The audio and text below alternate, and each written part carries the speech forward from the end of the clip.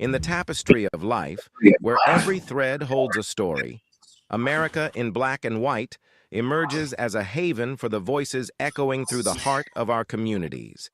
In this podcast, we wade through the rivers of our collective experiences, celebrating the vibrant hues of change brought forth by the whispers of hope and the roars of action. It's more than just a conversation. It's a journey into the heart of our society, illuminated by the light of those daring to dream and do. Join us, and let your voice be the melody that guides us toward a dawn where every color finds its place in the masterpiece of our shared destiny. Together, let's paint a future brimming with the positives that dwell in our minds and the actions that shape our world. Good evening, ladies and gentlemen, and welcome to another episode of America in Black and White. Tonight, we have a special guest. Our guest is Ms. Dawn Adams, and she is, in every sense of the word, a force. Dawn is the founder and CEO of OHM Publishing Company. This is an independent publishing house. She established in 1998. Nearly 30 years of building, nearly 30 years of believing, nearly 30 years of lifting voices that deserve to be heard. She is a certified life and business coach. She is a two-time International Impact Book Award-winning author, a distinction earned not once but twice in 2025 alone. And of all of that were not enough, she is the host of the Cafe Talk podcast, where she brings the same warmth, honesty, and faith-rooted conviction that defines everything she does. Let's bring our guest to the stage. That is going to be, here we go. Hi, Dawn, how are you? We can't hear you.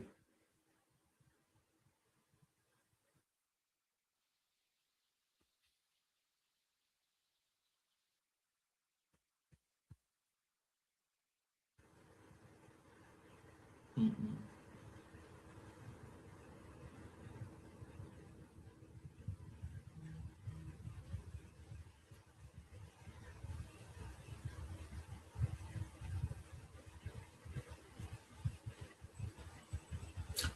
Can you see if you can go out and come back in again?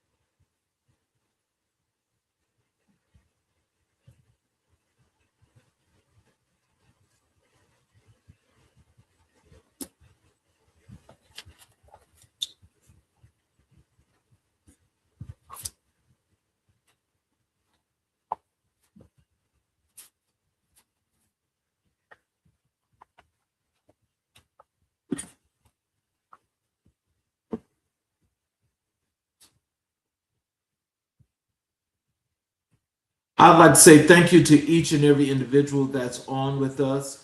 I apologize for the technical difficulties. We will get this straightened out as we're going to have Dawn to actually come back in to the show. I'd like to thank each and every individual that's actually here right now, that's actually watching the show. Can you hear me?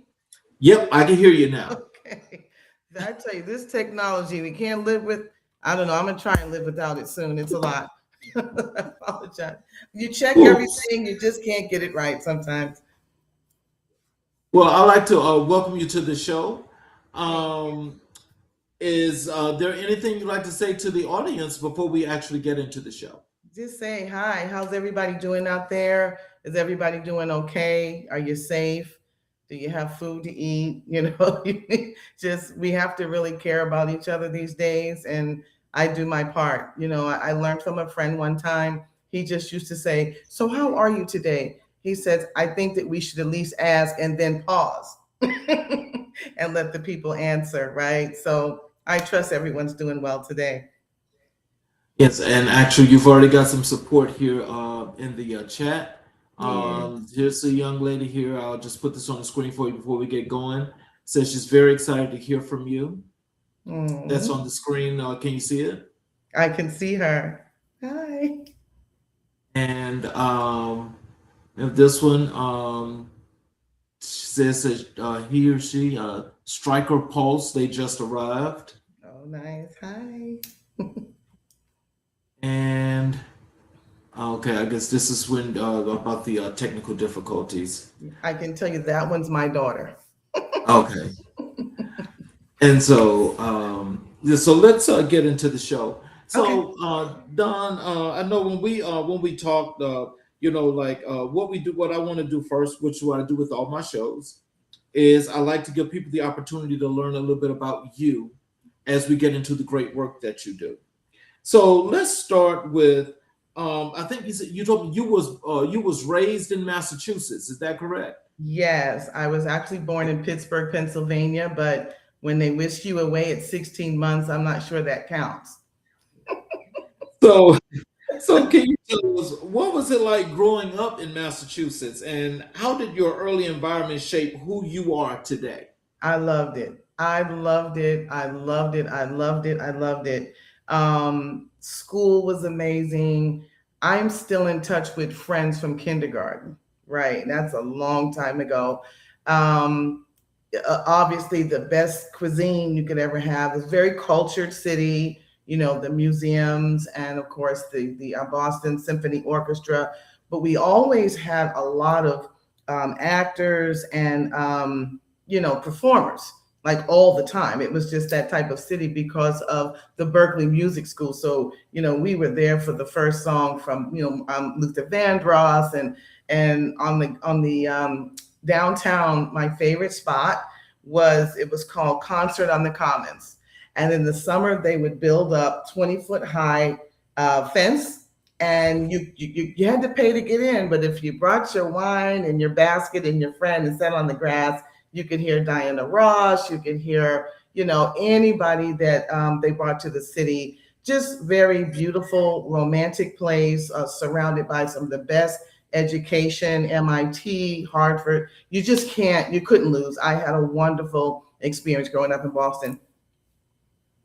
So growing up, was there a particular moment or experience that first made you realize writing would be your life's calling? Okay, so I would say at the age of 15, my boyfriend at the time had gone away to college, far, far away, and we didn't have cell phones and FaceTime and all that. So I would write letters just to keep him encouraged. And they were 15 pages. Wow. Yes. And so it wasn't, and then I had other friends, if they had gone to the service. I always wanted to write something. I always wanted to stay connected and let them know we love you, we care about you, come on back home in one piece. And it wasn't until years later, CZ, that people began to say, they called it the manifesto, thank you very much. But they said that your words, I just wanted to hear you talk. And that's when it resonated that this isn't for me, right? This feedback, this is for people. So I need to continue to motivate that. So, so what does the name Dawn mean to you personally? Does it carry any spiritual or symbolic significance for who you've become?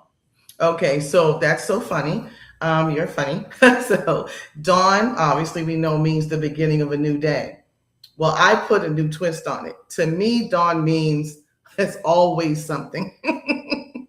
Always starting something new, known as a master innovator. Our generation, we were superheroes. We were there when there were no emails, and then we're here now with the cloud. And so very, very exciting time in my 20s and 30s, Lotus 123. And I don't know if it was Boston. I don't know if it was the dawning of new technology, but that spirit fell on me. And it's like, even now, I'll be 95 years old and I'm going to always be doing something new.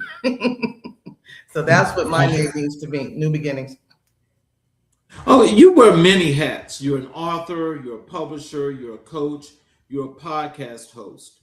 Were you always entrepreneurial, or did that spirit just develop over time? No, sirree. I think I was probably trying to sell Pampers at the hospital when I was born. No, I just didn't know. My former pastor, he's retired, Bishop T.D. Jakes, he said something one day, you're going to look around one day and realize you were you. He says, I didn't know I was me. I said, I'm sure at 25, he didn't know he was T.D. Jakes. You realize later in life, right? It just kind of dawns on you. So I've done plays, playwright. I modeled body, I modeled hair. And so I was always doing a production.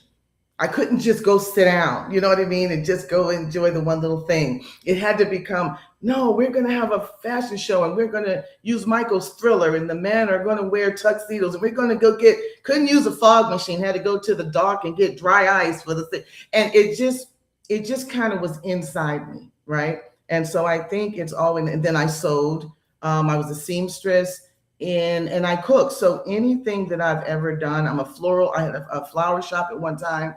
It just doesn't stop. So I'm going to say, I think I was born with this one. You received an Outstanding Contributors Award from the Providence Civic Center for your production of the Higher Praise Convention. Can you tell us about that chapter of your life? I sure can. So if there's anyone out there listening that is from Delaware, Wilmington, Delaware, or back home in Connecticut that remembers a convention that we used to go to every year at Bishop Weeks, Wesley Weeks, it was called Praise Power. And as it began to change and kind of slow down, I said, you know what?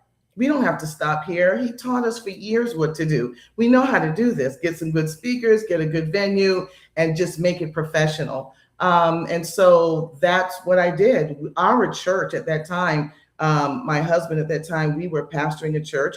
We were small, but we did giant things, CZ. So I went downtown, not to the hotel. I went to the PPAC Center in the center of the city, and I got a contract, and they let us come in for 3 years. And that day says, wow, you guys really put on a production. This was not a convention. This was a production in our city. And thank you for coming and thinking of us. So I ended up getting an award for that. You left New England and built a new life in Atlanta, Georgia. What prompted that move, and how has the South shaped your perspective? Okay, so there was a couple stops in between. I kind of stopped through Maryland. I said, no, I don't want to be here, and in Pennsylvania. But I'm going to say, I would say family, right? I would say that my daughter has an illustrious life of her own. And when your children are as talented as you are or greater, which we want greater, you got to kind of step back. You know, this isn't a double platinum where I'm standing in the middle of the stage getting all the attention. I said I could have really snatched Diana Ross. It was that girl's moment. But, you know, I purposely stepped back and let her shine and let her grow and let her see. She didn't have to look to mom. And she's so smart. So things just kind of plateaued for us both. And one thing led to the next. And I was in Pennsylvania, and I wasn't feeling right. I felt so alone. I felt so detached. I couldn't find a church all my life. It just wasn't working. And then someone made a suggestion one day that says, well, Christina's, why don't you go to Atlanta? And because I'm a Northerner girl and I'm kind of spoke forth, right? I didn't know if this would be the place for me, right? I didn't know if I would come down here and act right. and be nice. And I still think there's a timing factor with that. But yeah, it was that. I came and I love it, CZ. I love Georgia. You can bury my bones here. I love Atlanta and everything that it brings. What is the one thing in Atlanta that stood out most to you that you like most? Okay, this is going to sound silly, but it's the Mercedes-Benz Stadium. Really?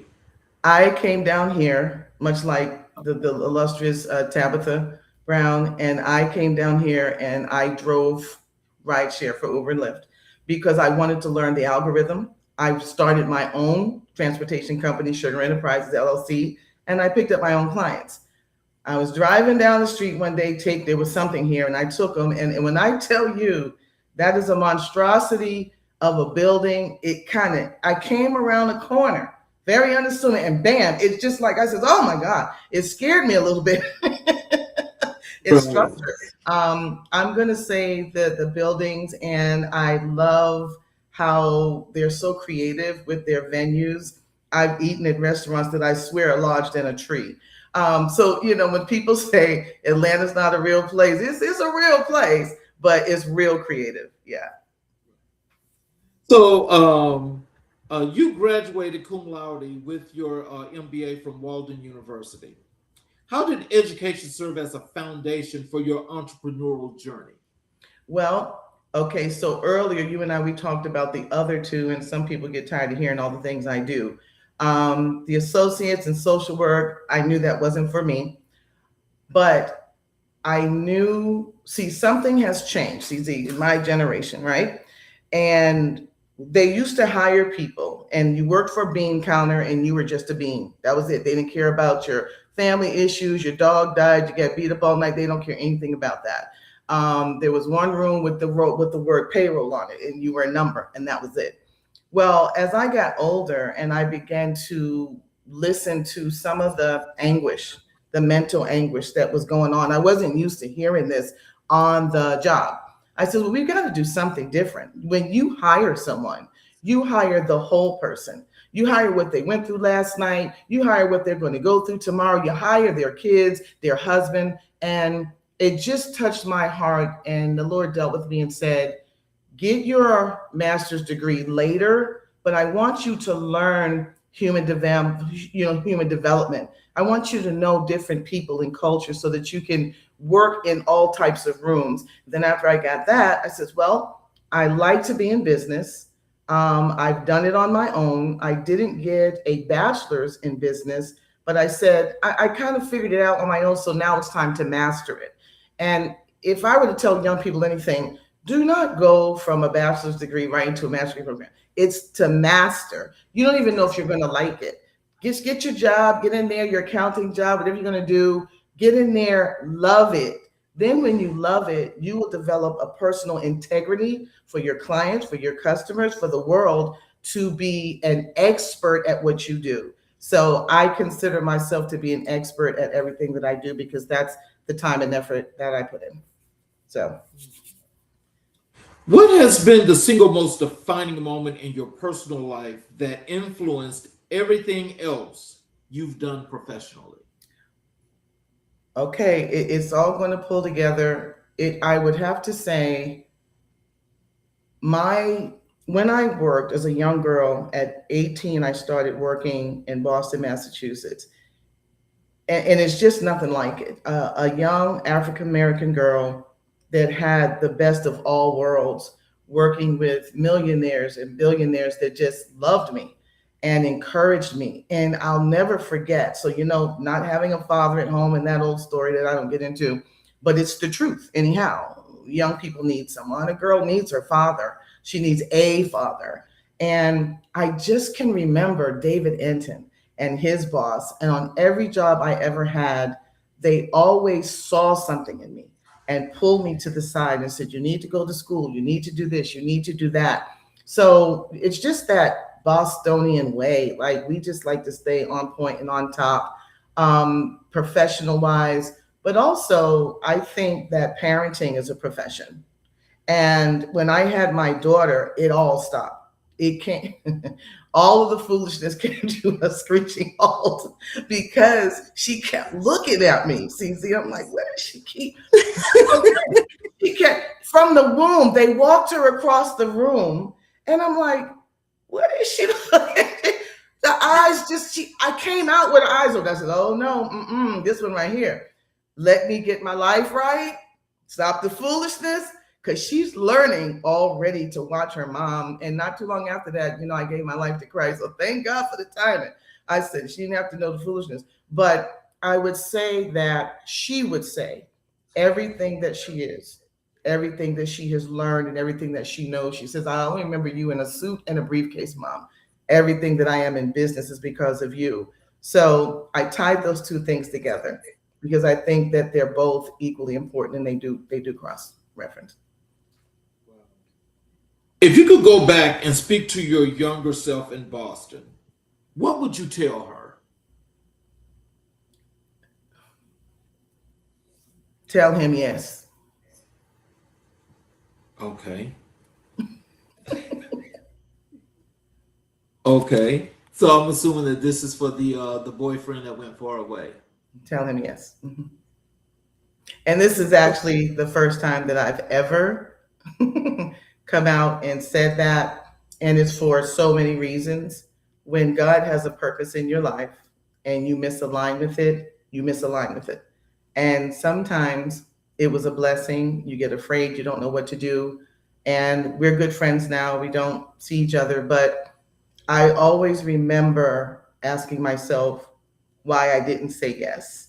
And it just comes down to fear. So young people, don't ignore. Go get some older people and sit down and talk with them and make the right decisions. And I would say that would be the biggest one for me. That was my best friend.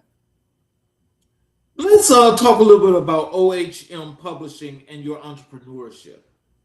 OHM Publishing, Open Heart Ministry, has been your enterprise since 1998. Take us back to the beginning. What inspired you to start your own publishing company 30 years ago? Well, once again, same period of time. I had just given my life to Christ and my heart had changed. You know, the Bible says that God will take your stony heart and make it a heart of flesh. And I experienced that right away, my whole persona. You know, I was calling people from before. I'm so sorry I said this to you. I'm so sorry. It was a mess. I really got saved. And I thought, you know what? In this whole world, the most important thing is honesty and transparency. So that's where Open Heart Ministry came from. I remember I was at a new job and I just started writing. They hadn't given me any work to do. And I just started typing and I did a complete article entitled Honesty is the Best Policy. And it just kind of took off from there. It went from one sheet of paper to my first book that I'm not ashamed of, entitled The Promiscuous Life. And it just kept on going. I would read the room. There's no particular genre. I read the room. I feel that I am equipped enough to give an answer, right? I can't fix it, but people deserve a practical answer, and I can give that. You know, and I got to say, I love what OPM stands for. Can you tell us, what does Open Heart Ministry mean to you philosophically, and how does that name guide the editorial direction of OHM Publishing? So if you notice, I don't spell it out. I purposely leave it hidden because I want to leave my heart open to everyone. I don't want people to, now don't take this the wrong way, everybody that's listening. I am the Christian, but everything that I do doesn't have to have Christianity all around it. We have to be wise and understand that everybody doesn't have the faith and that revelation that we have yet. And you can run people off, making them feel excluded by the way you talk, by the way you act, by the way you don't receive them. And so for me, I just feel like I want to keep my heart open for all people. And that has led me to a place now where God has taken me global. He told me 2 years ago, I'm going to take you international. And now he's showing me worldwide. And that's because he said he died for the whole world, right? Not just one state, not just one group of people. He did for everyone. And so with that open heart that he has, I kind of adopted that. Wow. Well, I got to tell you, I love that name. I love that name. I do. I thought it was so weird, CZ, when I said, Dawn, now what are you doing?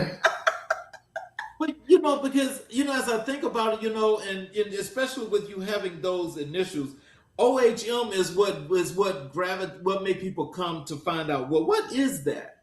Really? You know, but when you thought about that, I mean, like, Did this like just come to you, or was this something that you just really sat down and thought about? it came out, and like I said, it started from the article, honesty is the best policy.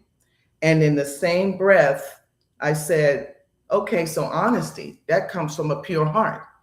So we need to keep our heart pure, and we need to stay open so that everything that we feed people, that we give people, is honest. People have enough dishonesty to deal with. Somebody's got to be right. So it doesn't hurt me to be transparent. The Bible says that we are living epistles, which are letters read of men. But if I hide my wound, if I hide my black eye, if I hide my story, if I hide my love, I can't reach anybody.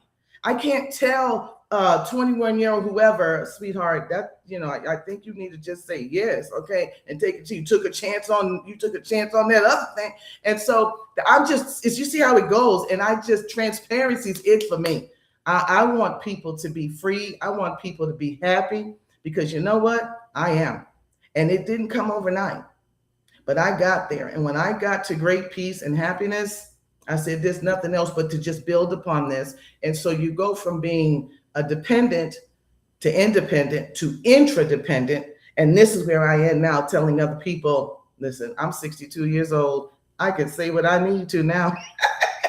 Yeah, okay. I have lived a life. Yeah. So, here's a I think you said this is your daughter. She was saying that's beautiful. Yeah, she's that's my little sidekick, road dog. She's a good girl. So independent publishing was incredibly difficult in '98, long before social media, print on demand, or digital platforms. How did you survive and thrive in those early years? Okay, let's start with one of my books that I wrote years ago. I have 8 books that are retired because I don't keep things around that are not relevant. One book was With These Hands, right? And I was studying the Bible, avid, front to back. I started from Revelations and went backwards. And that was unique because I wanted to focus on what was relevant. But I actually did it myself. I do everything myself. I am the do-it-yourself queen. I'm going to fix it. My running joke is Rome wasn't built in a day because they didn't ask me. I am going to figure it out. And anyone that knows it says she's not lying about that. So it's easy. My first book on a brother's typewriter. I typed so fast I had to sit back and let the keys catch up. But I was determined to finish that book. I had to learn. We have all this fancy stuff now in Word. We didn't have. I had to flip those pages. I had to figure out, I had to manually center the page numbers. And this was my favorite part. I figured out if I wanted 100 books, I had to create 50 sets on 2 sets on 1 page. I would go to Staples. They would copy 50, cut them in half. That's 100 books now. But I didn't want anything I say I'm going to do is going to be an excellence. I didn't want it stitched. I didn't want it hole punched. I didn't want any of that. So I said, I want my book to be perfect bound.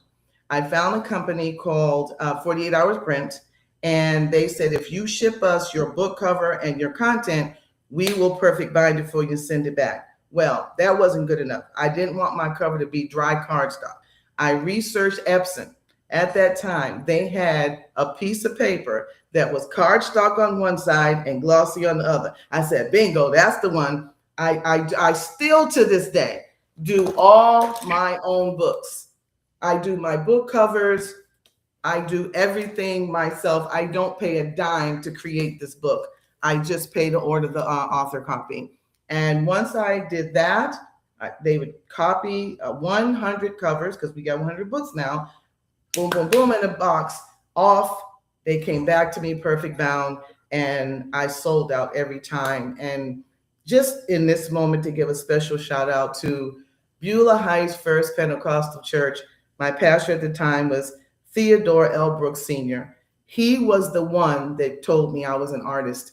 I was walking out the sanctuary one day and he called my name over the sanctuary and said, hey, Dawn, how much is it costing you to get these 100 books? Oh, about $110. He said, Natalie, she was the secretary at that time, write Sister Dawn a check for $110.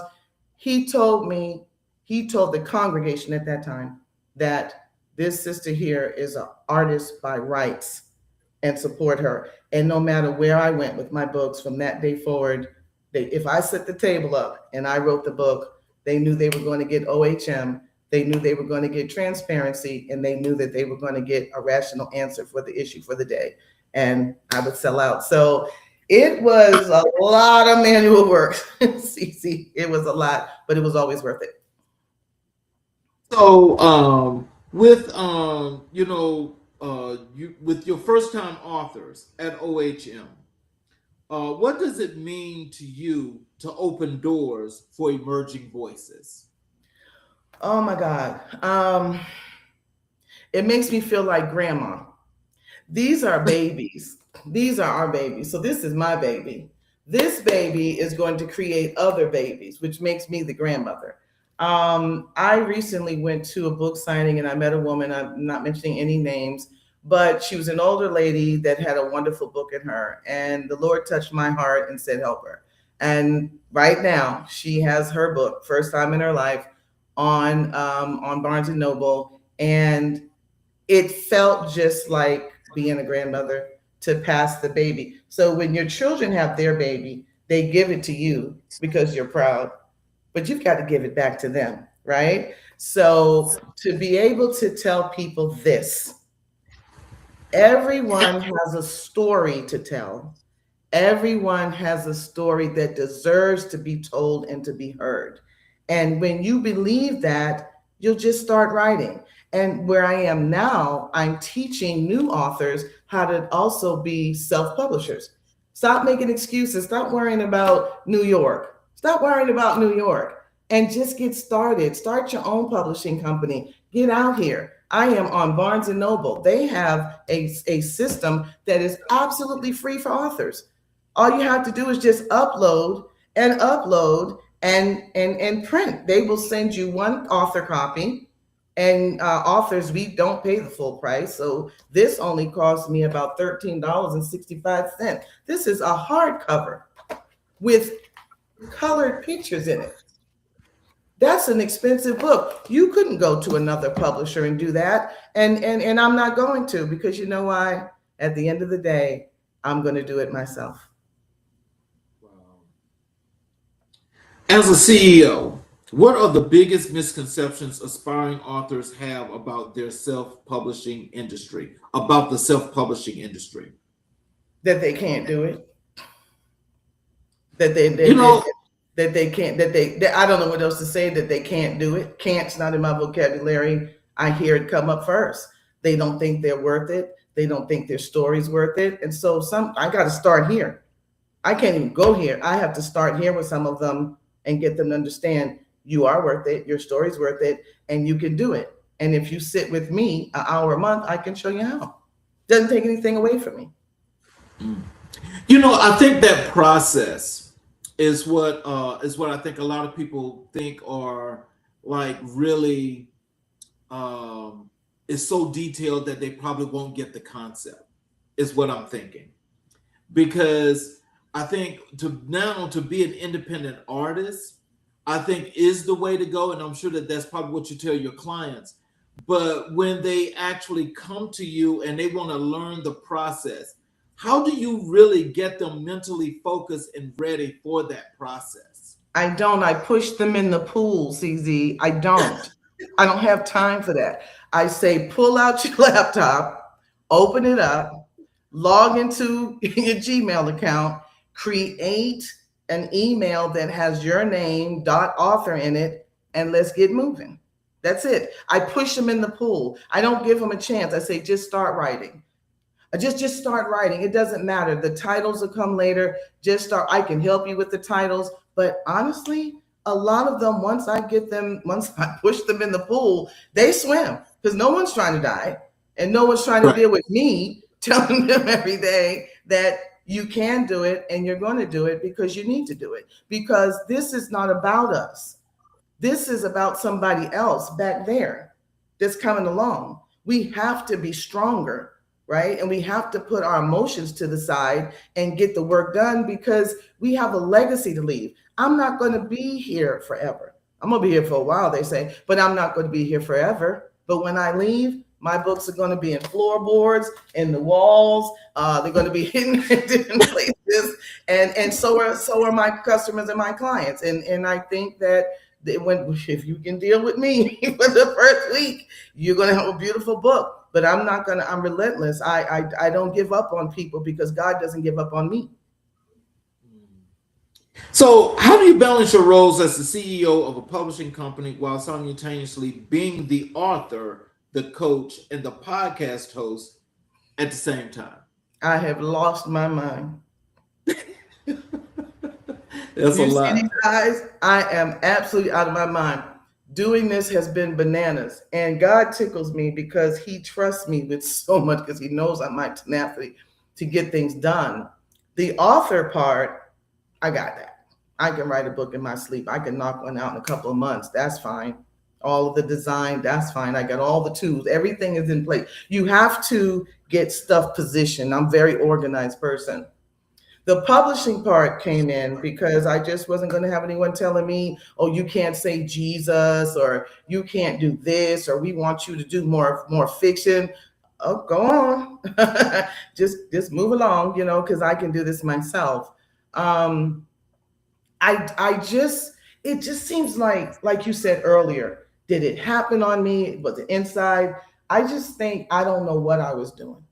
I'm gonna be honest with you. I think if somebody would have told me, oh, and by the way, Dawn, in 2026, you're gonna start a podcast, I would have just started digging my hole. You have no idea. People out there, I'm telling you, you can publish a book, but I'm not telling you that everybody's a podcaster.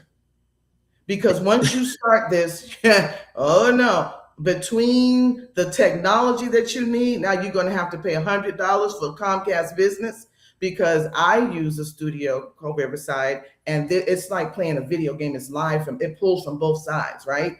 And it drains your energy, your internet, right? And so we stream everything. I'm sitting there one day, and all of a sudden, my guests, their voice starts going down. I had to find out in the middle of a session that my devices were struggling. The numbers should be 500 and 300. They were like 68 and 46. I was barely getting any juice to do anything. So I had to do some fancy footwork. And once again, your presentations, if you go look on my Facebook, you'll see the work that I do.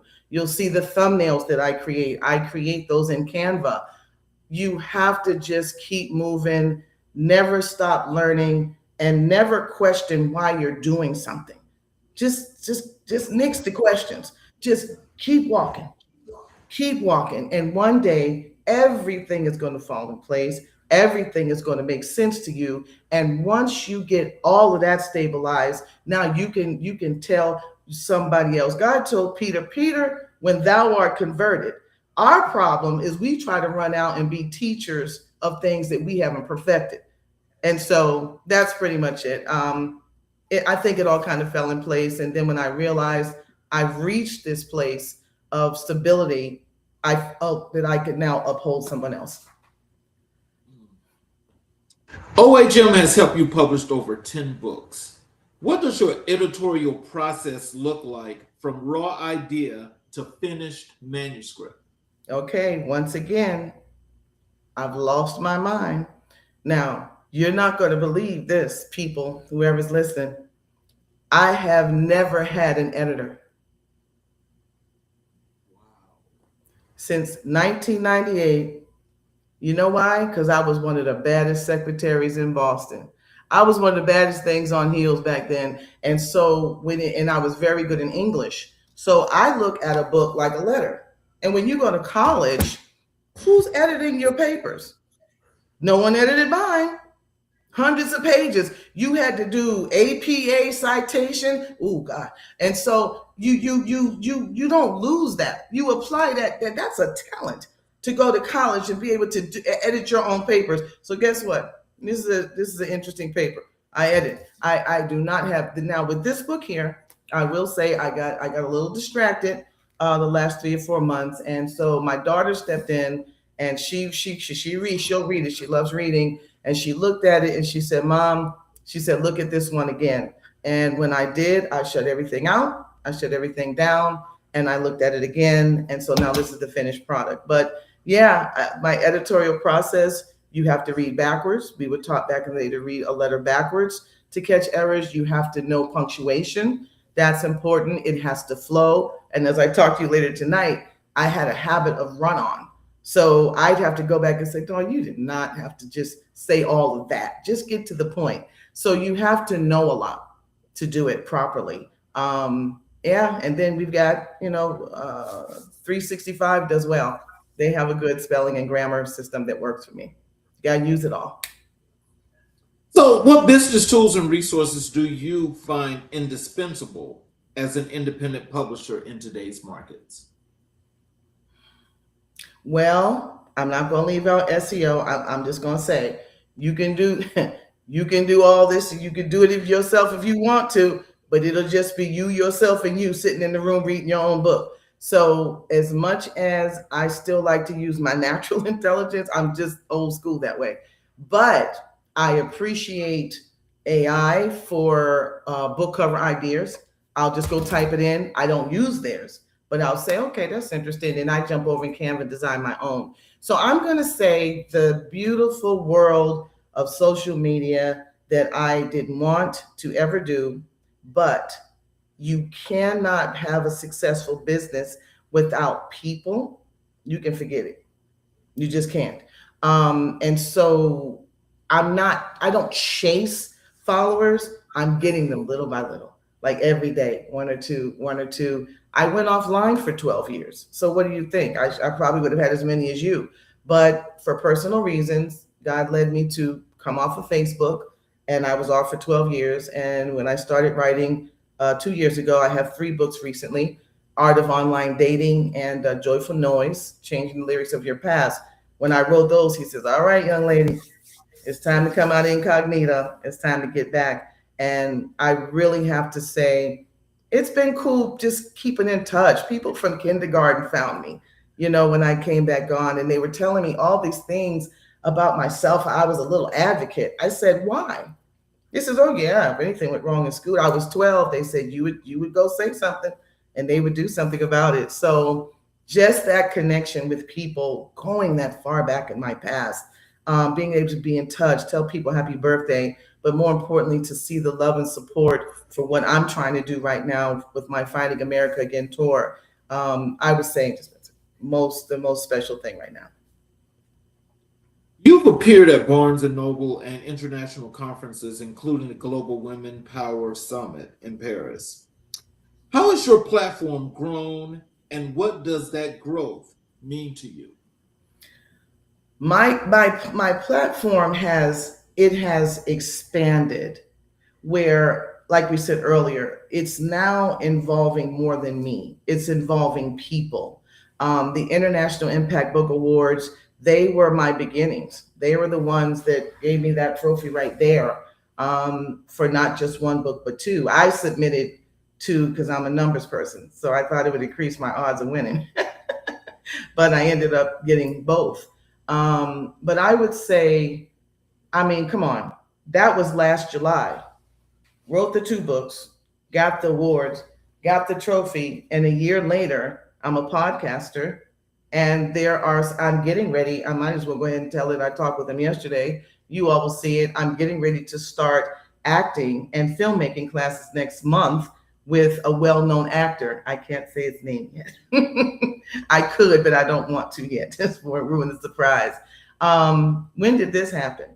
How did this happen? Why did this happen? Who even imagines? And I said, me acting. And then I thought about it. I said, yeah, you can do it. But really, it's more for film. I have a book that I thought it was a book, Ishmael and Isaac, Family Reunion, Turning Broken Homes into Blended Families.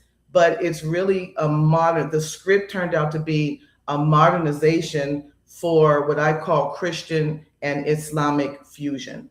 I believe that there's going to be a coming together of those 2 groups of people. And this story is a beautiful story of 2 young boys, brothers that were separated, and against their will, that missed each other dearly and loved each other still, and they found each other on a college campus. And that's just a little bit of the story. Oh, I got to ask you something about that, because in today's time, that's really interesting, and that's an interesting storyline in itself. How would you think that Christians and Islamic people or religions would actually, how do you think they would come together? What did you think about that made you come up with that? It's going to be love. See, let me make this very clear. I make things today. People like to say, oh, this and oh, that. How would you have felt, okay, when you grew up and someone said, that's your half brother, but he can't come to nothing. And by the way, when he was little, his mother and they were asked to go on up the road. That would make me feel sometimes. I mean, we have to just be honest about the true story. You got to know the story. It's right there in the Old Testament. I'm not mad about it. But what I'm not going to do, I'm not going to act like that they're not my half brother. I'm not going to sit up here and try to act like that they don't belong to Abraham. I'm not getting ready to do that one and get in trouble with God. God said in his word, I have sheep that are not of this fold. And one thing about me, Mr. CZ King, I ain't scared of nothing. I don't care about what people think about other people. I know that God loved me when I was a wretch, and I would have some kind of a nerve to go around here pointing my finger and judging people and not liking someone because we're not all the same. Don't you think God knew what he was doing? We got all kinds of fruit. So why everybody had to be the same? Why did humans have to all be the same? That is not what's going to happen. What I love about God, though, he lets us do our thing. He lets us say our stuff. But at the end of the day, he's the Father, right? And at the end of the day, the Bible says the earth belongs to him and everybody in it. So we got to just kind of slide to the side and let him do what he does best, and that's be God. And he's able to use me. I'm sort of like a modern day activist through my writing. But I do believe it's going to be love. Yeah. So what is your long-term vision for OHM Publishing? Where do you see it in the next decade? I'm going to be honest with you. I'm getting a little sad about that because I don't believe I'm going to have the time to publish for other people. I believe that I might be able to have an online school where I could teach people how to be a self-publisher, but I really think I'm going to end up in filmmaking. Wow. Yeah. Well, you know what? Yeah. I want you to know that I'm gonna give you that congratulations in advance, because say it and it shall be. Yeah, I got there's two movies that I have. The first one, I already have it on my phone in iMovie. And the book that I wrote, Art of Online Dating, people ask, what made you write that? I said, because I was online dating. Okay, never mind. But for 13 years, I ended up turning into a ministry. I ended up ministering to my brothers and talking to men and trying to help them to understand how to understand a woman, and things that help and things that don't help. And it was amazing. I used to wake up and write letters to them, and they'd be saying, oh my God, I'm gonna go find my kids, I'm gonna go back to my wife. It was bananas. When I tell you, Jesus pulls me into some stuff. But I do it, and I love what I do, but I really do believe that it's going to be film writing, Art of Online Dating. It's entitled Online. So my filmmaking company is it's Riverstone Films. That's my trademark, and that's going to be. It doesn't have to be modernized because that's where we are. But I did ask God, why that one? I said, I'm gonna get a lot of scrutiny for that one, right? Because people are scared. I said, let me tell you something. You ought to be scared of everybody.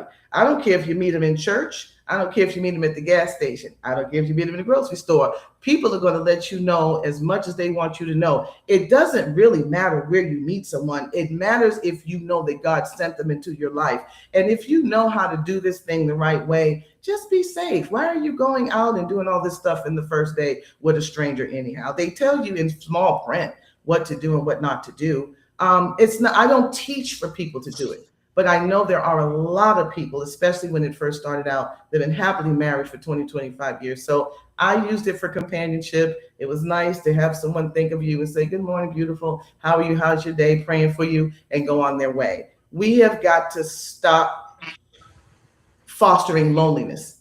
The Bible says it's not good to be alone. So if you just pick up someone just to say hi, let's just keep it on the phone. And if it goes from there, it goes from there, but stay prayerful. But that's going to be a movie that's going to be an interesting one for me to write. Let's talk a little bit about your work as an author and your books.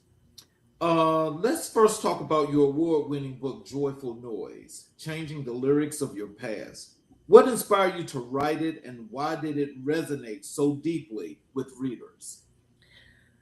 I got tired of hearing myself. I got tired of hearing myself complain about this happened, that happened, my mother, my father, my mother. One day I just got sick of it. I said, Don, ooh, you don't shut up. These people that you are still hurt by are dead.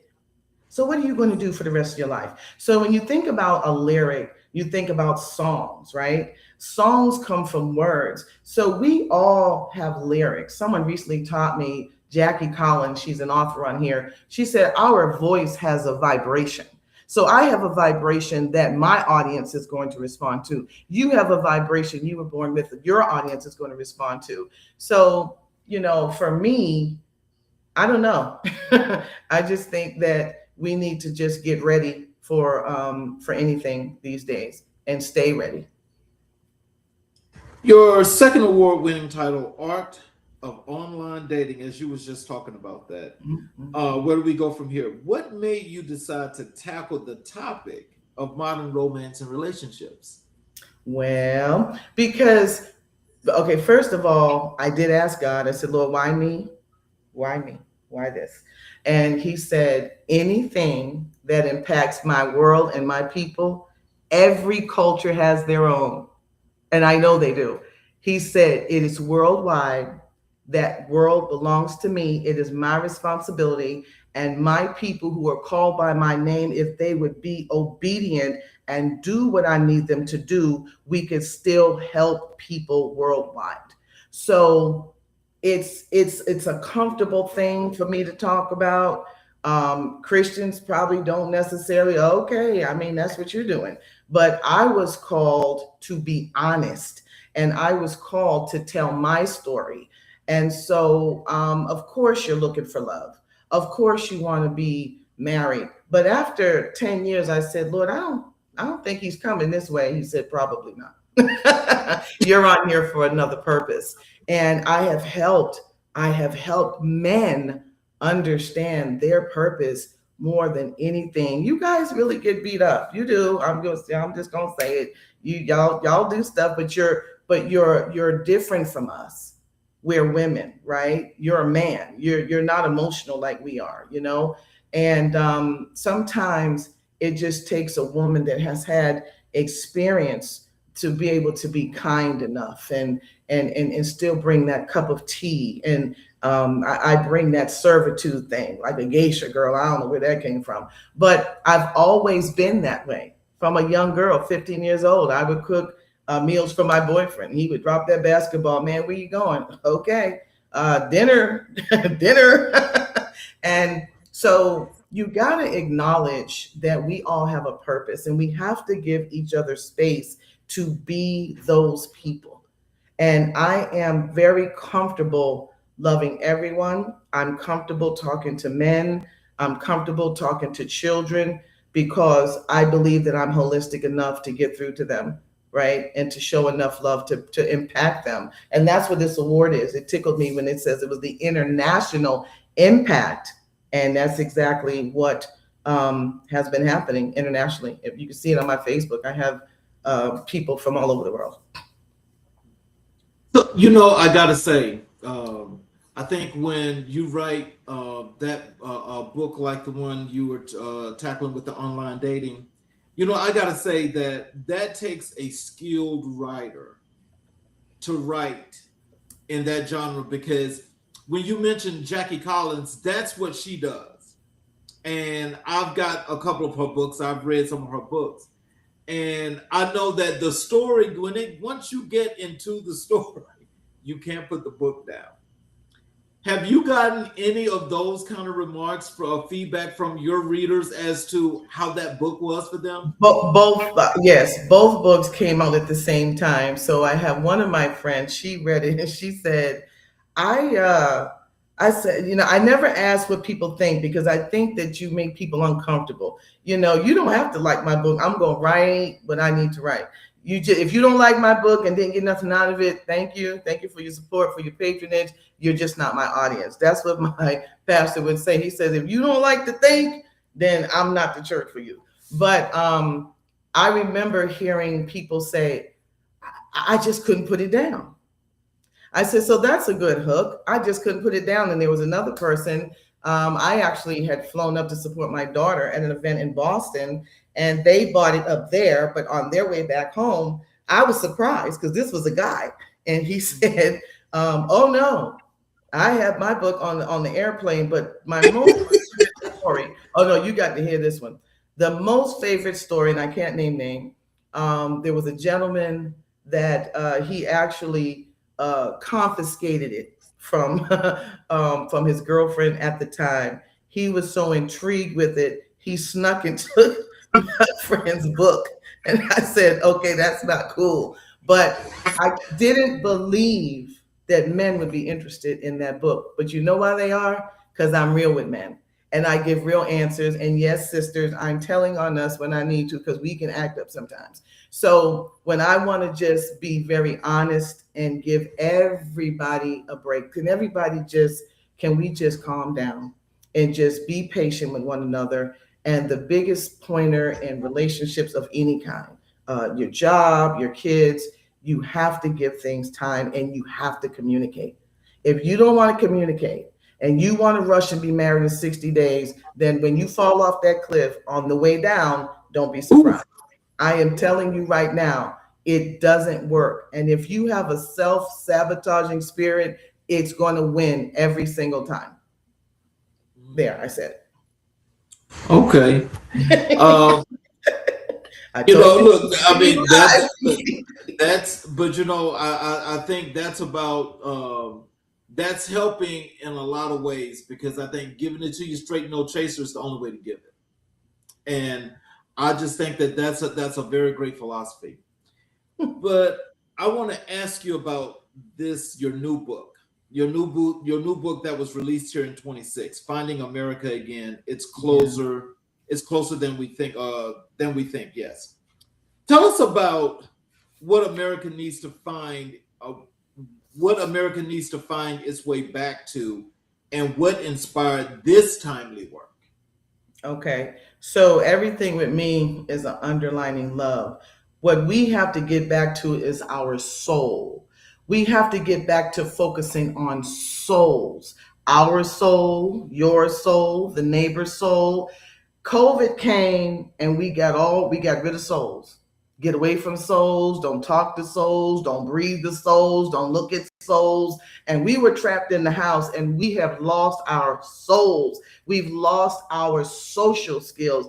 When I was driving for Uber one day, this poor guy, he said, it's like we're not people anymore. I said, you're right. And that bothered me. He says, it's like we're not people anymore. We'll just sit. I never seen it. They'll be at a restaurant. Everybody's looking down on a date. Everybody's on their phone. We've lost connectivity, right?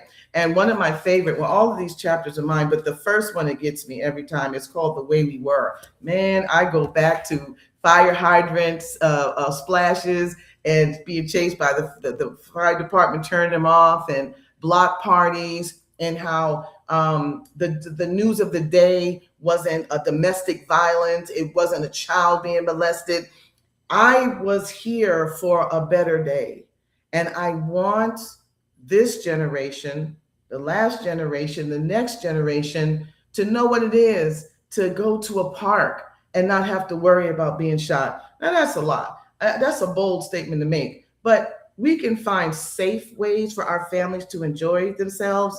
But we have lost each other. We don't even talk. Joggers. Hi. Oh, okay. Just Just, and don't get me wrong. I love dogs like you couldn't even imagine, but my God from glory, we would rather have a dog than a human any day. And I was almost there till I said, let me get it together. But we have to remember that human beings, we are God's most precious creature. He gave us dominion over animals, and I'm telling you, I love them, but I can't put an animal in the place of a dog. If I've got that much of a personality disorder, I need to go get some help. Ooh. Okay, look, we're gonna say that for another show because I'm being honest. I've asked this of many people because I try to understand that. How do you love the animal before you love the human? So now I'm going to explain this to you. This is why I said you have to balance it. Animals are innocent. They're more innocent than children because children are humans. They're going to grow up, their development, they're going to develop. An animal, I'm telling you, I had one. They bring an unconditional love that we all can benefit from. But shame on us that we can't get that as humans. Shame, shame, shame. So people said, I'm not going to be alone and I'm not going to be stressed out with you. So I'm going to go down to the kennel and I'm going to get me some kind of doodle and I'm going to dress it up and treat it like a baby and kiss it all over and take it on trips because I can't get along with a human. I can't get a human to stay. I can't get a human to call me and to care anymore. But we're going to do something about that. But we've got to stop worrying about communities. Let people do their thing. If this is what you're doing, you do. If I want to come to it, I'll welcome myself. I don't have to be invited anywhere, if you could tell. I'm going to show up and I'm going to have me a fabulous time. I'm going to eat the food and I'm going to love everyone and then I'm going to go home. That's what I mean by you have to balance it. You have to put the work in and you have to just tell yourself that God created us to love one another. And I'm not sure that we're doing it quite right. Not everybody, but the numbers are escalating. You can see it in the divorce rate. You see it in the domestic violence. Like every day I'm reading some story about someone's husband killed them. Like, you married me and then you killed me. Okay, I'm someone help me understand that. So there's a lot of work to do, but I think it starts with just a little act of kindness. Take the old lady down the street, a plate of food, give her a ride. You see her struggling on her, I don't know, CZ, I don't know. So you describe your writing as combining personal experience with extensive research. Tell us, how do you strike that balance between the personal and the academic in your work? So the academic came first. That's what struck me when it came to people. There was a woman, she's a case manager. She became famous. Her name is Deosha Hay, but to the queen. She became so famous with relationship building that she couldn't do her job anymore. She had to come around to the mental health centers and talk to us. We have to understand that there's a lot of different cultures in this world. And what she shared with us is that the school systems didn't understand parts of the Asian culture. There's something that they have called cupping. And when their kids are sick and it has somebody with a flame and a cup, and I'm not getting into that, but it leaves a little bit of a brown spot. Well, the school system saw this and thought it was abuse. Okay, number one problem, that's what you get for thinking. Number two, if you know anything about the Asian culture, they're not bold like us. Like, they don't sit and stare you in your eye when they're talking. Their culture is that they're subdued. They look down a little bit when you're talking to them. But if you don't take the time to study cross multicultures, you will miss something every single time, with people. So it took that for me to get a better interest in people and what they needed from me. So when I got saved, I studied the Bible. I used to shut in the church 3 days, fast 3 days, put my baby with daycare, and I was serious about this. But I had a Sunday school book, and it was on Solomon, King Solomon, and I didn't read it yet. And I was on welfare at the time, which I swear I would never do. I said, no, I have enough skills, but God will deal with that. But I remember laying in the bed and saying, Lord, wherever I'm going, show me how to walk in and out before your people. It was then that I said, it's one thing to learn about others, but you got to know yourself. And I began to work on me, and it's taken decades. Absolutely. As some people didn't know me from back in the day. I mean, hold it and fold it. I had no idea what that concept was. I wasn't born with inhibition. I was not. I had to pray for it.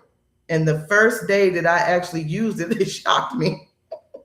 I called someone and said, I've got inhibition. I finally had glory, hallelujah. I finally have inhibition. I know how to just say, I know that's right.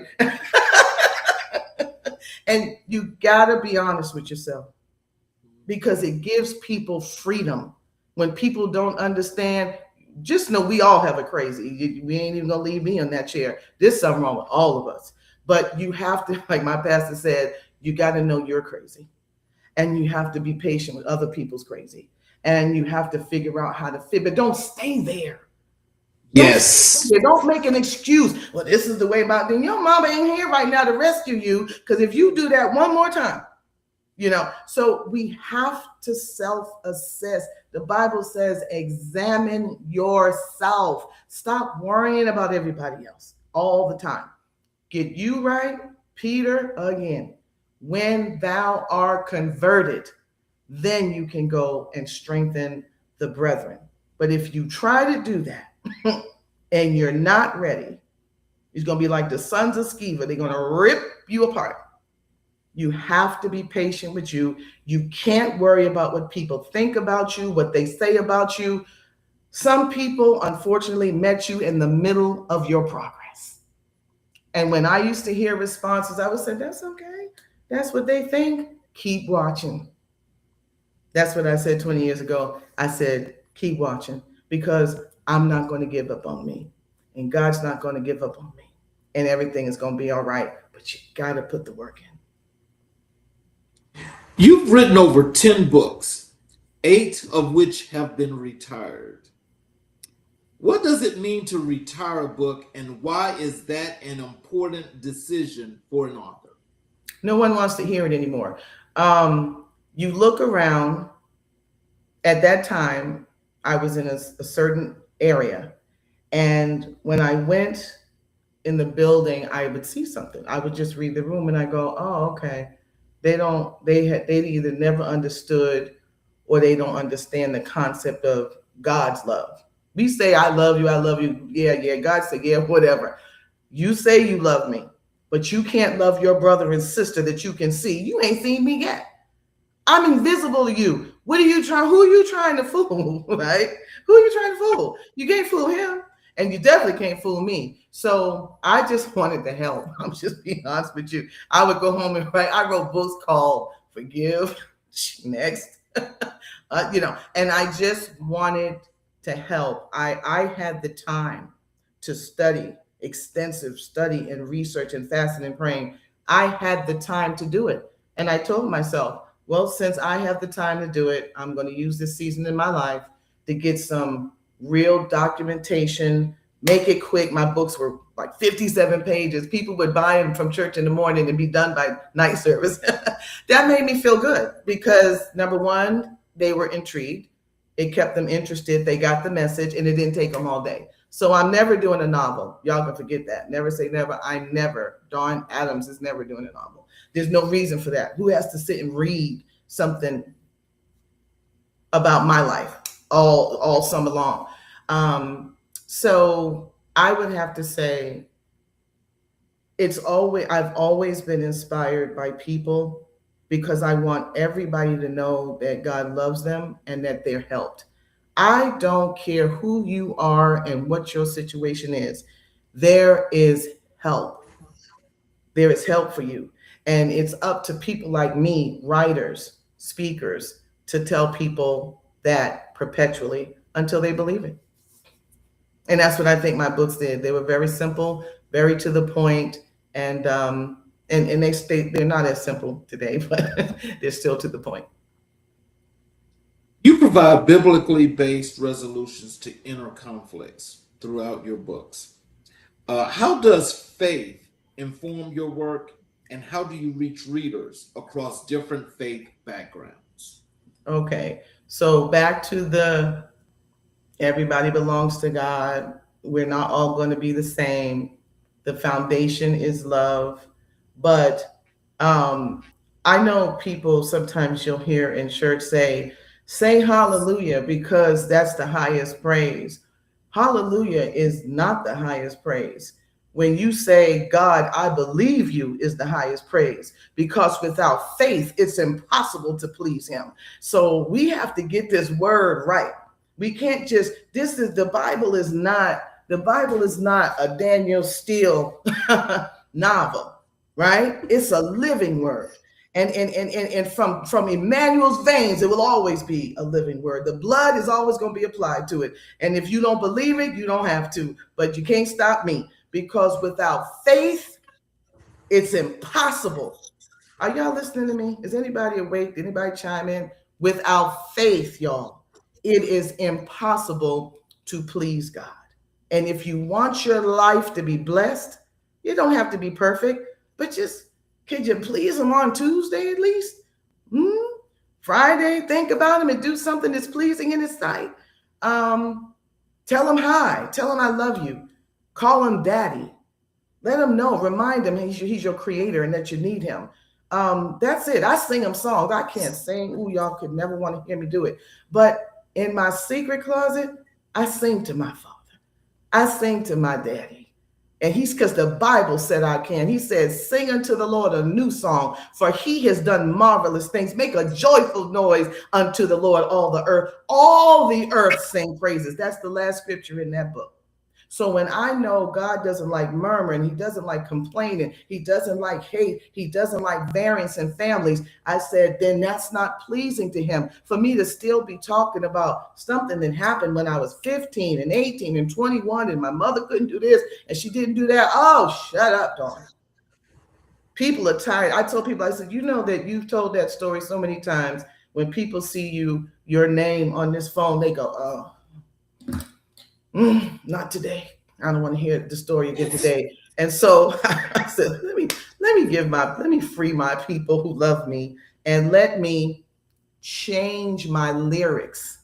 And when I wrote this book, CZ, I cried all the way through it, because all I talked about was the good memories and Christmas and the things me and my mother did. And there was no more pain on the inside. And I cried at the end. I said, I didn't write this book to sell it. I wrote it to be healed and to be free so that people can tolerate me. You know something? I got to tell you, that in itself is something that I think a lot of us should resonate with, that part of what you just spoke, because, it's I guess maybe, do you think that means that maybe they're not touched with some people aren't touched with their inner selves, as to why they're missing so much and that's why that void is there? What do you think they can do or should do in order to get right, get to that? That's easy. Y'all listening? Tonight before you go to bed, you say God, and you don't have to look up in the ceiling. He's not in the ceiling. You just, in your heart, you say, Lord, I can't do this. I can't do this without you.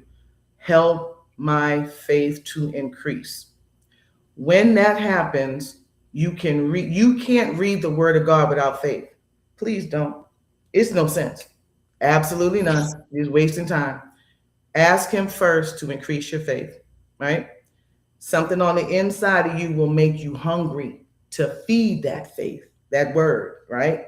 You get in there and you will find, like a smorgasbord, all sorts of things. Unforgiveness. He told us to forgive one another 490 times a day. I promise you, you're not going to be around me to aggravate me 490 times in one day. But in the event we're lost on an island, and you do, I'm going to be crossing off. That's 360. Okay, what you going to do next? He means what he says, and he's extreme because he knows that unforgiveness, it creates a root of bitterness on the inside of us. It, like a plant, the roots, you can't see it.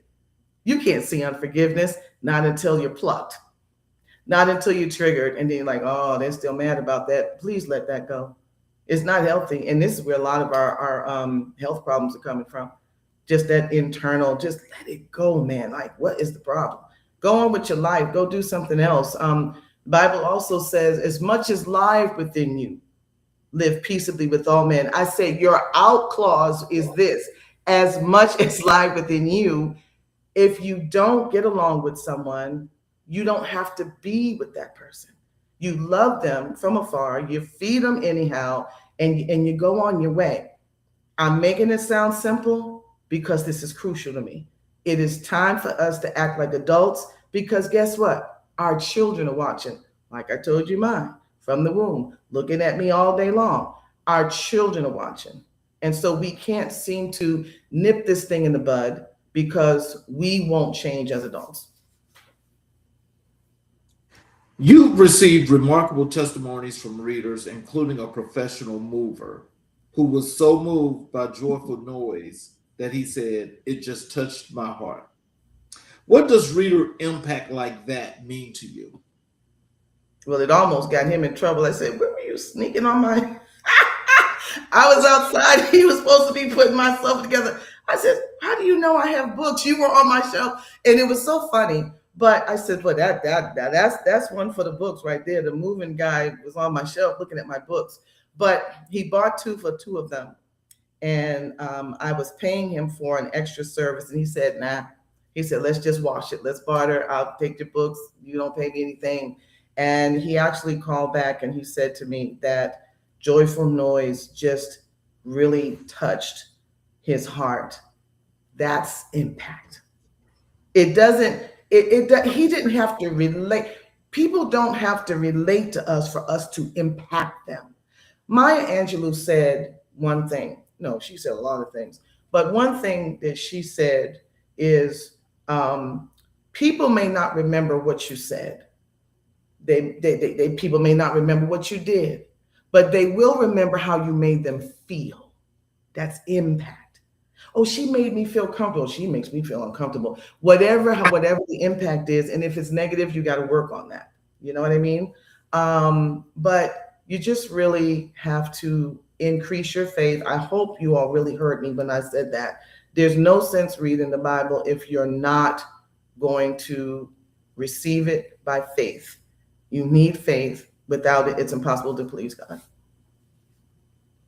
So where do future book genres like romance, fiction, and children's books fit into your creative roadmap? I'm so glad you asked, TZ.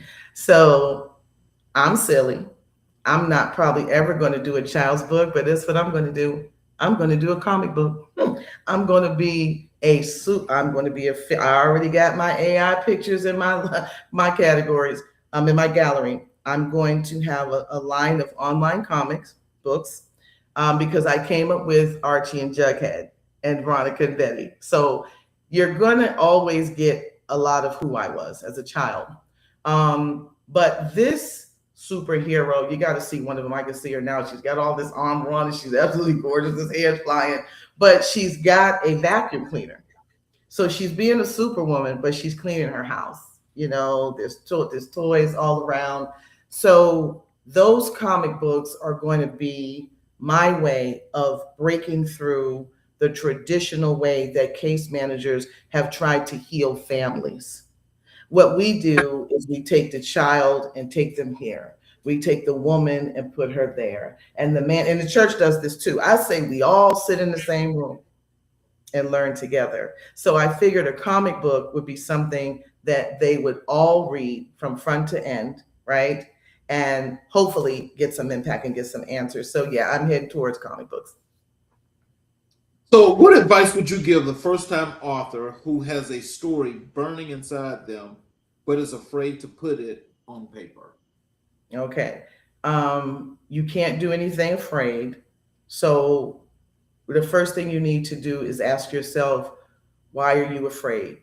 Are you, more importantly, who are you afraid of? Do you know that most of our stories, they include other people? And there are some people that have family members that you better not tell that story. Do you remember that? What happens in this house? What happens in this house? So you got that whole generation, they're not writing that story if it was to save their life. I said, but if the person's no longer here, I said, this is what I'm trying to tell you. Let me teach you. Join my school, get my coaching. You don't have to name.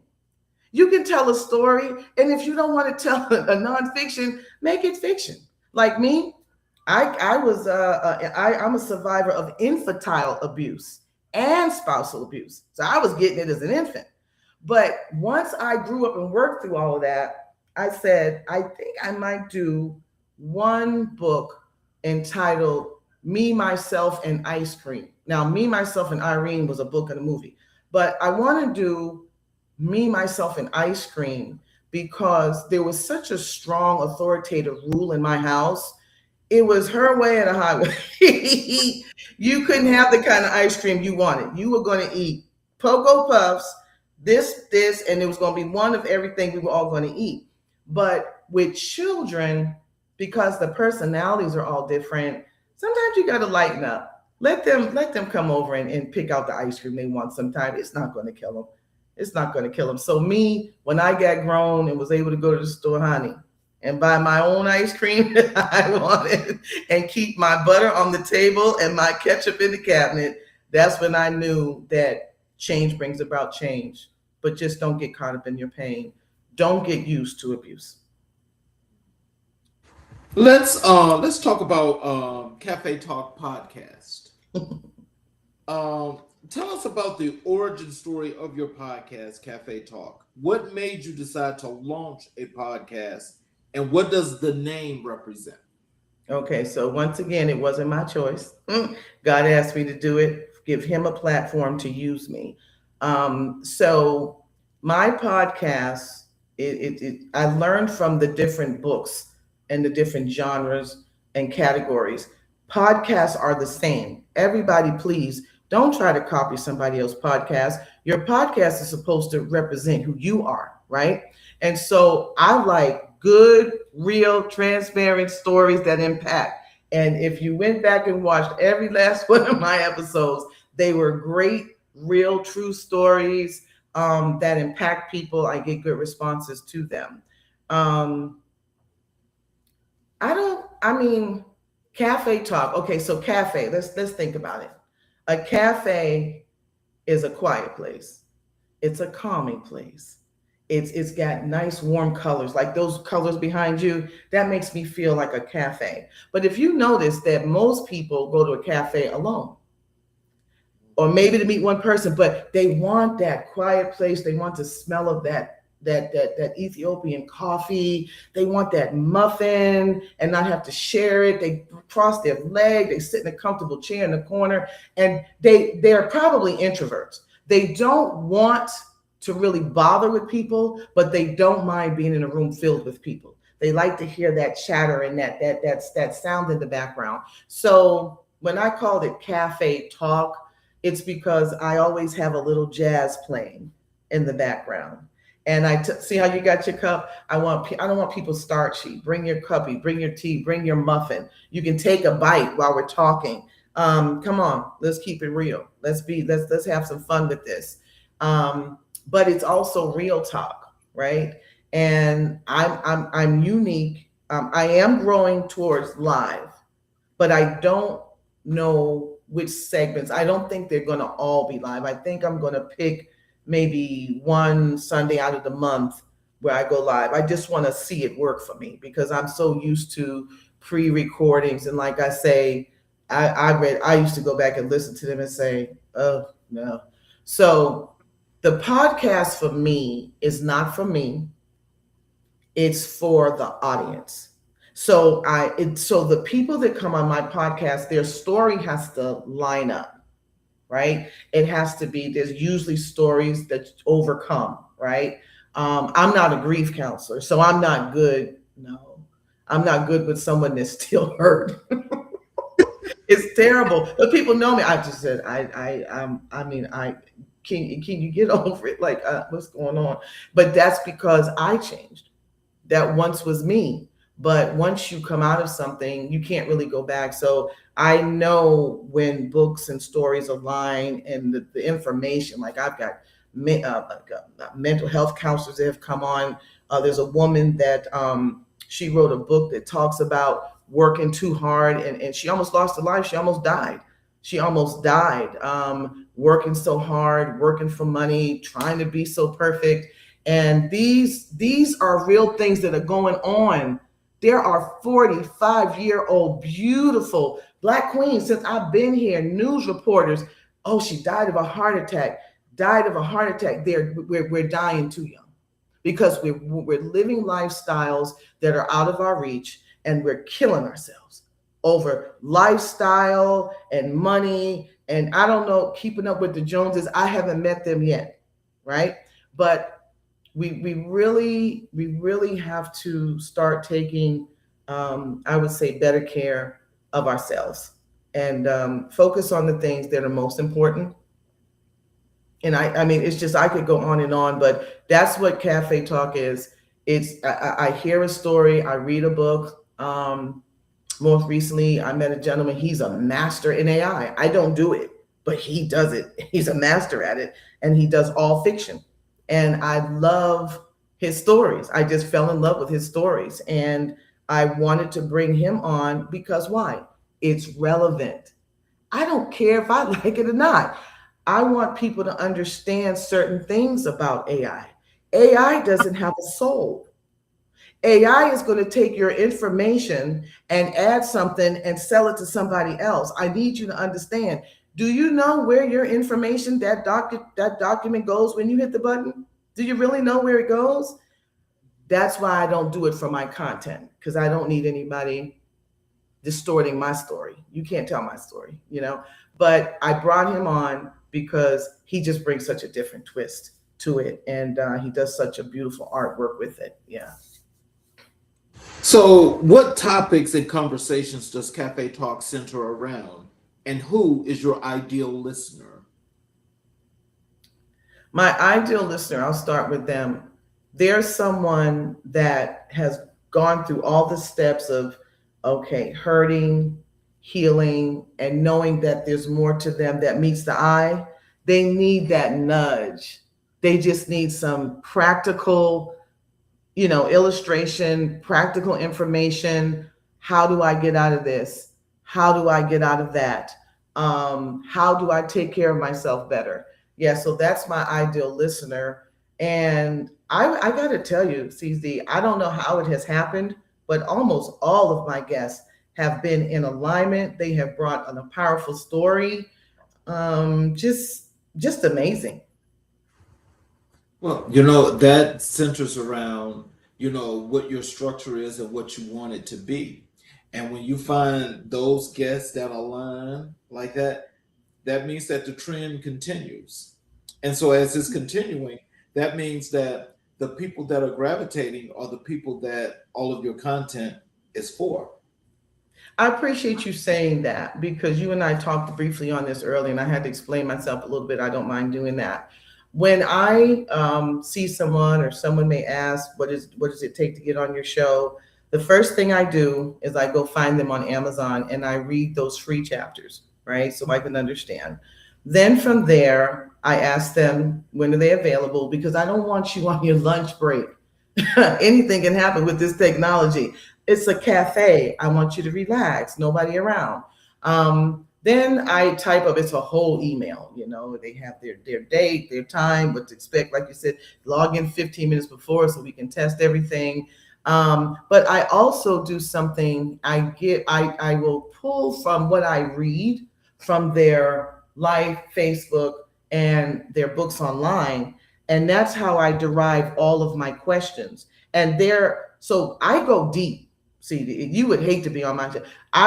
You were going to think I go deep. And one of them, she was She was she was an overseas West African mental health counselor. And she said, I am so glad you sent me these questions in advance because I had to think. That's what I'm talking about. I do 3 questions, maybe 4, depends upon the subject. And they're always with, like you said, the listener in mind. God, see, I'm a chef too. So a cook always should care about the people more than what they cooked. They say the worst cook in the world is someone that just put food on your plate and didn't ask you, how do you like your steak cooked? Do you want scrambled? Do you want poached? No, you can eat that mess. I don't eat nothing like that. So you have to have courtesy, and customer service with me is number 1. So for me, I feel like I'm the chef and they bring the produce and the protein, and then I know what my audience needs to eat. And so I guide it and I put structure, but I always let people still be their authentic themselves. At the end, I always say, now you go for it. Now that the kids have eaten, now that daddy has had the big chicken breast, okay, you can go on ahead, tell your story, do your thing, say what you need to say about you. And then now I feel like we've done a good job. It still aligns with the word of God. God told Peter, feed my sheep. I'm just doing it in books. And so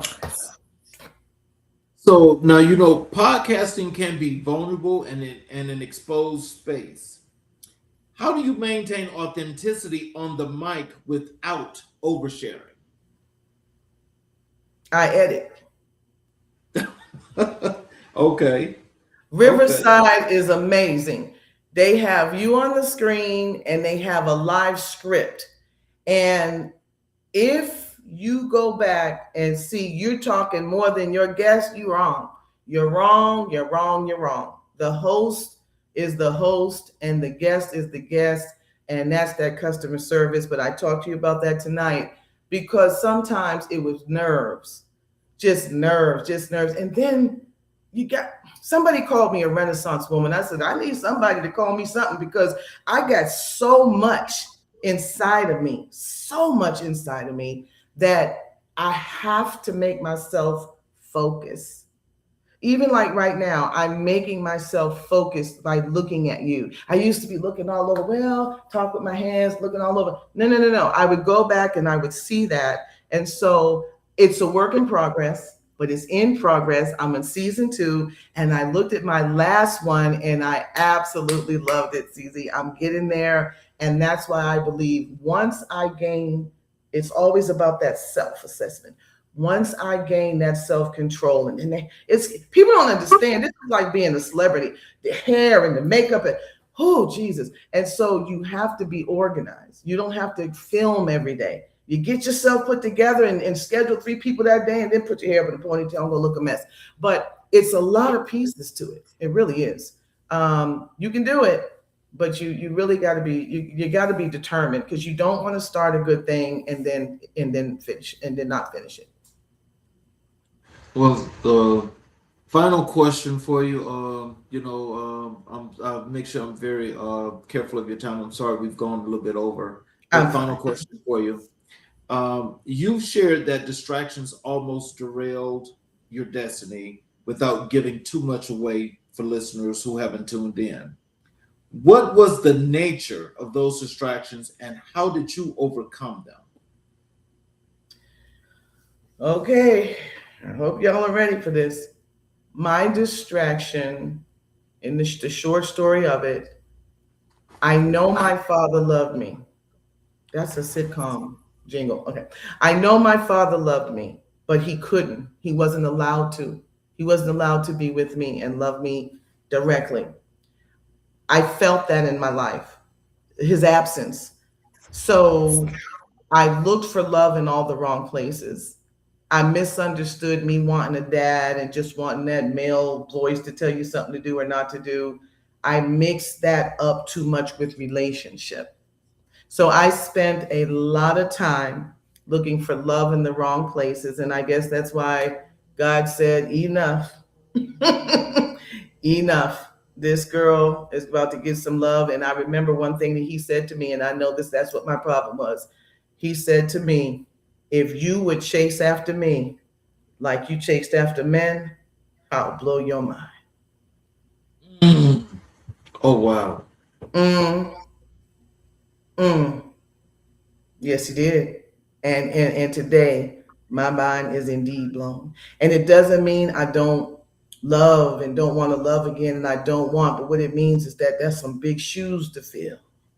Yes, it is. It's Yes, it is. that's going to be some big shoes to fill. But God said to me, He doesn't desire that I be alone. I said, well, you're going to have to drop him out of parachute and hit me on the head walking down Powers Ferry Road, because I have a peace that this world didn't give to me. And I used to hear older women say, girl, I wish I would get married again. And I said, well, I'm glad that I reached that contentment, but I still don't believe that it's good for us to be alone. Right. And so I'm going to take advantage of these next couple of years and focus on my books, hopefully get this, book turned into a film, get myself situated. And then I'm looking to be swept off my feet and taken to Greece and Sydney, Australia, and Japan, and just have a good time traveling the rest of my days with someone that I love. So,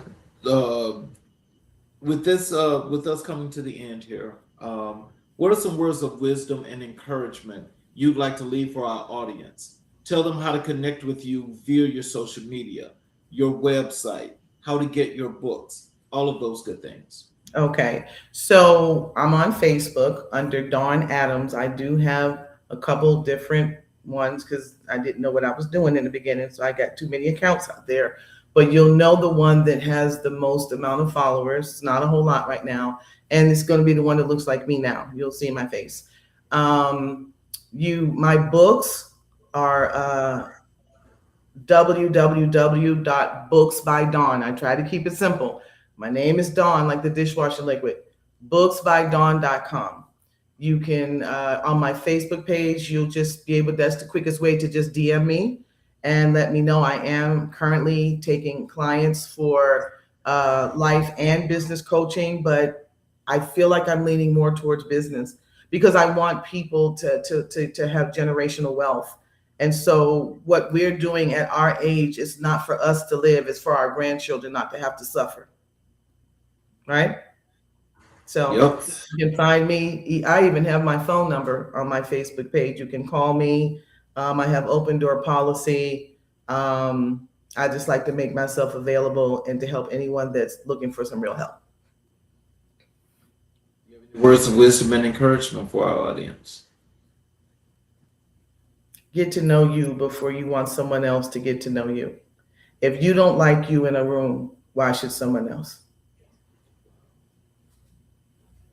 So I want to tell you thank you so very much for being here. This was a really good show, and I really love the information that you have given out to our audience, but also those stories that you were telling in between were really in-depth stories that people should take a lot from.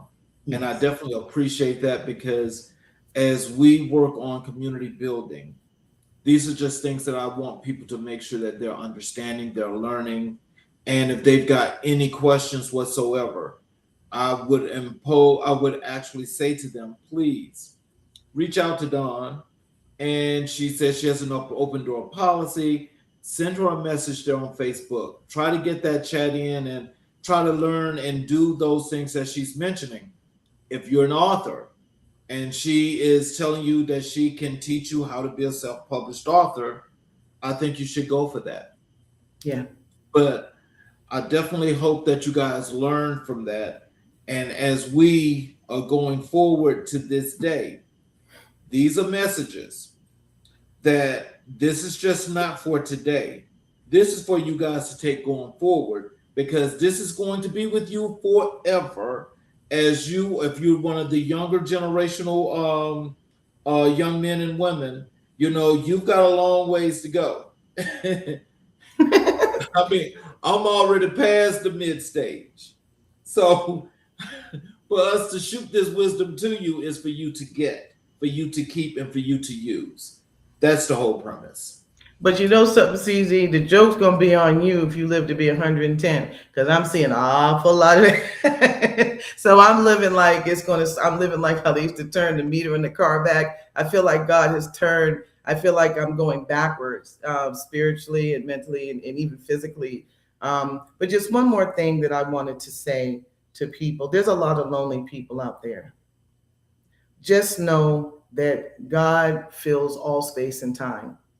You may not see him, but he's an omnipresent God, which means he's everywhere. He's right here. He's right there with you. But if you haven't had a human being tell you that they love you and mean it, I want you to believe this. I love you. I want you to feel loved. And I don't want you to ever think you're not worth love. I love you. If nobody else told you that, Dawn told you that. And you can take that to the bank. So, in closing, for all of you guys that are watching on all 8 of our channels, in particular our YouTube channels, if any of you guys have not yet subscribed and enabled all notifications, I ask if you would please subscribe, enable all notifications, where each and every time we have a live show, you will be notified and you just click and watch. You will also be able to go back to any of our channels to watch all of our recordings and learn the valuable information that each and every guest has put out for you to get those different nuggets to use to not just make yourself better, but those around you, and for you to help to continuously to build your community. I want to thank you all for being with us tonight. You guys have a great evening. We will be back tomorrow for another great show of America in Black and White, 6 p.m. Eastern Standard Time. I am your host, Charles King. You guys have a great evening, and we will see you tomorrow night.